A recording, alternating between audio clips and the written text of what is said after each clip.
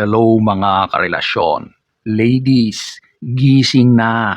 Huwag mong sayangin ang luha mo sa maling lalaki. Ngayon, pag-uusapan natin ang mga uri ng lalaking dapat iwasan mo. Dapat hindi minamahal. Kaya ladies, kung gusto mong malaman ang mga ito, manood ka. Whoops, hindi ko nilalahat. So, umpisahan na natin sa number 1, ang mama's boy. Ito, yung lalaki na literal na walang sariling desisyon. Ito yung laging nakakapit sa saya ng kanyang magulang, lalo na sa kanyang nanay. Ito ang lalaking ang nanay lang ang laging sinusunod. Si nanay ang laging priority. Lahat ng desisyon niya kay nanay nanggagaling. Napakahirap kapag ganitong uri ng lalaki ang napili mo. Sigurado na konsumisyon, sakit sa ulo ang mangyayari.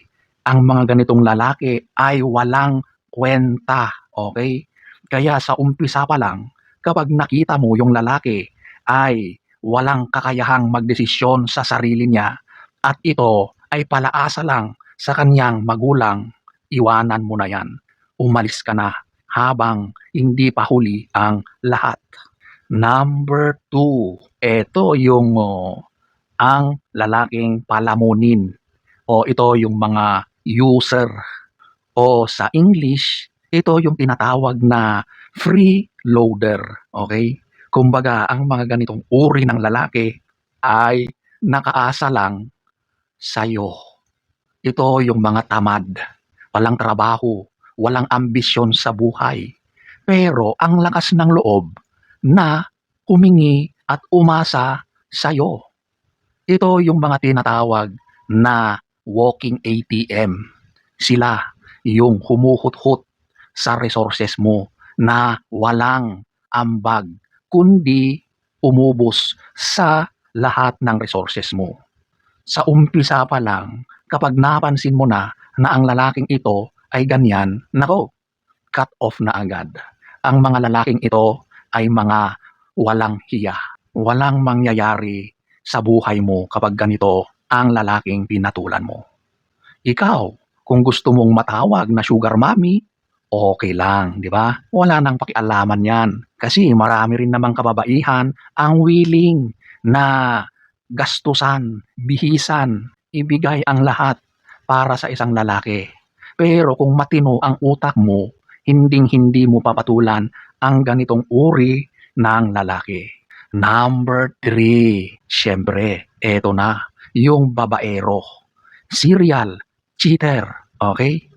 Alam nyo, ang mga lalaking babaero, mahirap na itong gawan ng lunas. Kasi karamihan ng mga ito ay isang disorder sa pagkatao, sa kanyang karakter, sa kanyang personality. Ang mga values niya ay puro mali. At alam nyo ba na ang pagiging babaero din ay namamana, nasa lahi, nasa DNA niya, nasa dugo. Kaya kailangan mo ring makita ang pinanggalingan nitong pamilya. Kung ang pamilya niya, ang magulang niya ay maraming history ng ganitong uri ng kalokohan, tiyak yung mga anak ay maaring ganun din. Oops, hindi ko ulit nilalahat ha. Pero napakataas ng chances talaga. Dito naa-apply yung kasabihan kung ano yung puno, siya ring bunga. Ito na po yun. Kaya kailangang maging matalas ang inyong obserbasyon sa pinagmulan, magulang ng iyong partner na lalaki. Okay? Kasi ang pagiging babaero, ito talaga ay nakatatak na sa kaniyang pagkatao. Mahirap nang bigyan ng lunas. Okay? Siguro, titigil man yan, saglit lang. Tapos, kapag medyo humupa na, ayan na naman siya. Kumbaga, paulit-ulit na lang ang cycle. Pero, hinding-hindi matatapos. Matatapos man yan ay hanggang sa kanyang huling hininga. Number 4, ito yung laging biktima or ito yung mga pa-victim. Ito yung mga umaarte na sila yung inaapi.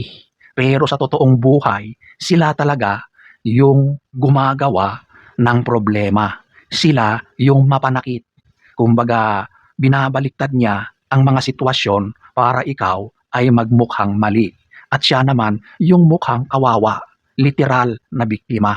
Mahirap kapag ganitong uri ng lalaki ang makakasama mo, lalo na kapag naging asawa mo na yan. Walang accountability sa sarili.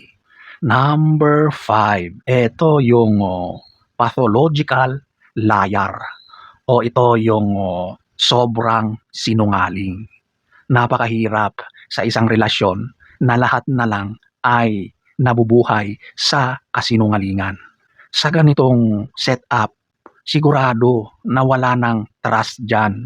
Ang lalaking sinungaling, lahat sa kanya ay puro negative. From character, from values, personality, lahat yan ay bagsak.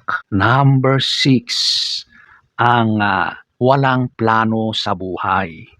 Maraming lalaki ang ganito, yung papetiks-petiks lang, patambay-tambay lang, maghapon, games ang inaatupag, tapos kapag tinanong mo kung ano ang balak niya, ang sagot, bahala na si Batman.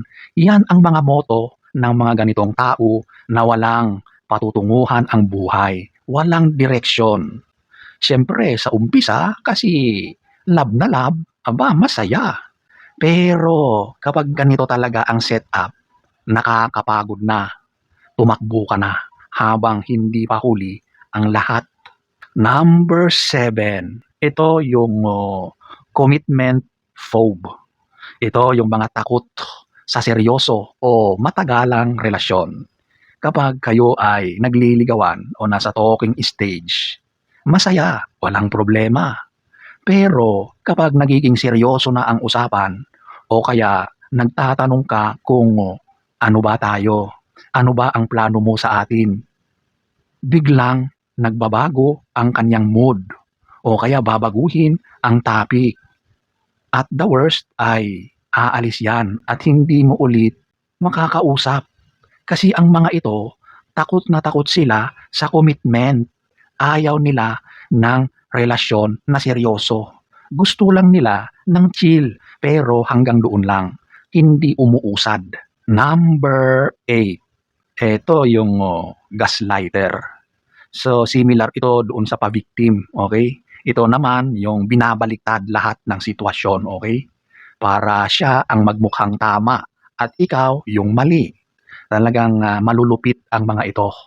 Talagang kapag sila yung nagiging partner mo, sigurado na impyerno rin ang buhay mo sa ganitong mga tao. Number 9, narcissist. Ito yung mga taong sobrang mayabang, sobrang arugante, laging pabida sa mga kwento, sa lahat ng sitwasyon. Hindi siya pwedeng magkamali. Sobrang taas ng ere sa katawan. Walang sympathy, walang empathy. Pagdating sa emotional aspect ng relasyon, zero ang mga ito. So ano ang mapapala mo? Wala. Puro pasakit, puro stress, problema. So, ayan po mga karelasyon. Ladies, kung nasa listahan mo ang ganiyang lalaki or worse, asawa mo, mag-isip-isip ka na, okay? Tandaan, hindi kanya nanay, hindi kanya therapist, hindi kanya counselor, at lalong hindi kanya tagasalo ng kanyang mga basura. Mas mahalaga ang peace of mind mo kaysa ganitong ikaw ay nasa pekeng pagmamahal.